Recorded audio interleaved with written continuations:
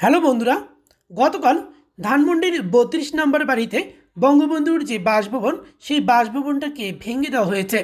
তো সেই বাসভবন অর্থাৎ বঙ্গবন্ধুর ধানমন্ডির ৩২ নম্বর বাড়িটির ভাঙ্গার প্রতিক্রিয়া জানিয়েছে পাকিস্তানের প্রতিরক্ষা মন্ত্রণালয়। তো পাকিস্তানের প্রতিরক্ষা মন্ত্রণালয় এই নিয়ে দুইটি টুইট করেছে এ পর্যন্ত, এবং দুইটি টুইটে তারা কী প্রতিক্রিয়া জানিয়েছে চলুন আমরা একবার দেখে নিই সেই বিষয়টা। তো আপনারা দেখতে পাচ্ছেন যে পাকিস্তানের যে ডিফেন্স পাকিস্তান তাদের যেটা ভেরিফাইড যেটা টুইটার রয়েছে, ভেরিফাইড টুইটারের যে অ্যাকাউন্টে রয়েছে, সেখান থেকেই কিন্তু তারা জানাচ্ছে যে ব্রেকিং নিউজ সেটা তারা গতকালকে দিয়েছে যে ইন্ডো অপারেটর্স লিখেছি, অর্থাৎ একজন বিশ্বাসঘাতকের বা বিশ্বাসঘাতকের শেষ হলো। মুজিবুর রহমানের হাউস বা মুজিবুর রহমানের বাড়ি ডিমোলিশড বাই বাংলাদেশি রেভলিউশন, অর্থাৎ বাংলাদেশের যে বিপ্লবী রয়েছে তাদের দ্বারা মুজিবুর রহমানের বাড়িকে ধ্বংস করা হয়েছে। তারপরে সেটা বলেছে যে Bangladeshi revolutionary have demolished Sheikh Mujibur Rahman's house in Dhanmondi ৩২।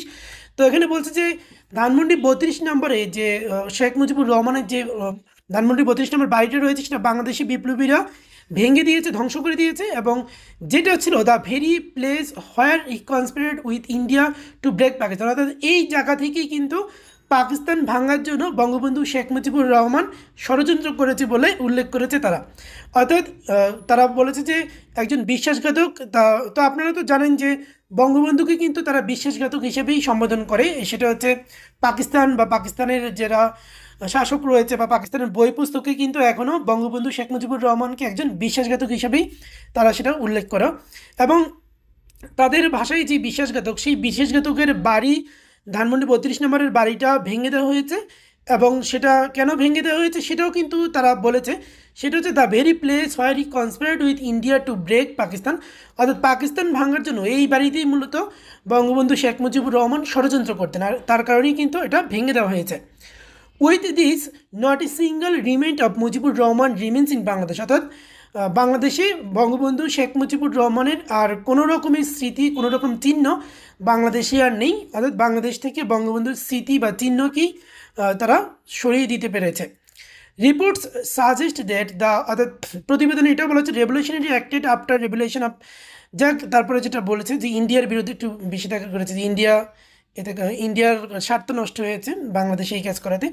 তো পাকিস্তান আরেকটিও কিন্তু টুইট করেছে, চলুন আমরা সেটা দেখে নিই সে কী টুইট করেছে। আরেকটা পাকিস্তানের প্রতিরক্ষা মন্ত্রণালয় থেকে আরেকটি টুইটে করে বলা হয়েছে যে this is the residence of Sheikh Mujibur Rahman, the two nations theory remains alive, অর্থাৎ দ্বিজাতি তথ্য কিন্তু এখনও জীবিত আছে। অর্থাৎ আপনারা দেখতে পাচ্ছেন যে এখানে বঙ্গবন্ধুর বাড়ির যে যে ভাঙা হচ্ছে সেই দৃশ্যটা কিন্তু এখানে ছবিতে তুলে ধরেছে, এবং এখানে পতাকাতে দিয়েছে বাংলাদেশ এবং পাকিস্তানের দুটি পতাকা দিয়ে সেখানে তারা বন্ধুত্বের একটি সম্পর্কের কথা উল্লেখ করেছে। তো এখানে বলছে যে this is the residence of Sheikh Mujibur Rahman, অর্থাৎ শেখ মুজিবুর রহমানের বাড়ি ভাঙা হয়েছে, এবং দ্বিজাতি তত্ত্ব যে দ্বিজাতি তত্ত্বের ভিত্তিতে পাকিস্তান এবং ভারত গঠিত হয়েছে, এবং সেখানে কিন্তু পাকিস্তানের অন্তর্ভুক্ত একটি প্রদেশ ছিল বাংলাদেশ।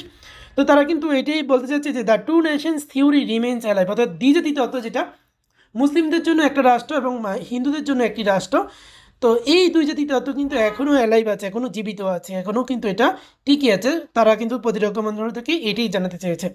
তো আসলে পুনরায় বাংলাদেশের মতো দেশে একটি স্বাধীন দেশ কি আবার পাকিস্তানের প্রদেশ হবে কি না, এটা কতটুকু সম্ভব, এটা পাকিস্তানের ডিফেন্স পাকিস্তান বা পাকিস্তানের প্রতিরক্ষা মন্ত্রণালয়, পাকিস্তানের সরকার কীভাবে বলতে পারলো এই বিষয়টা, সেটা আসলেই একটা সন্দেহের বিষয় যে তারা কীভাবে একটি স্বাধীন দেশকে তারা বলতে পারে যে the two nation theory remains alive. তো প্রিয় দর্শক, অবশ্যই আপনারা এই বিষয়টি নিয়ে কমেন্ট করবেন, পাকিস্তানের এই বিষয়টাকে আপনি কিভাবে দেখছেন, এবং বঙ্গবন্ধুকে বিশ্বাসঘাতক বলে উল্লেখ করা এটা কতটুকু মার্জিত বা কতটুকু আপনি বাংলাদেশি হিসেবে কতটুকু গর্ববোধ করছেন বঙ্গবন্ধুকে বিশ্বাসঘাতক বলাতে, অবশ্যই সেটি কমেন্ট করে জানাবেন। তো সম্পূর্ণ ভিডিওটি দেখার জন্য সবাইকে অসংখ্য ধন্যবাদ।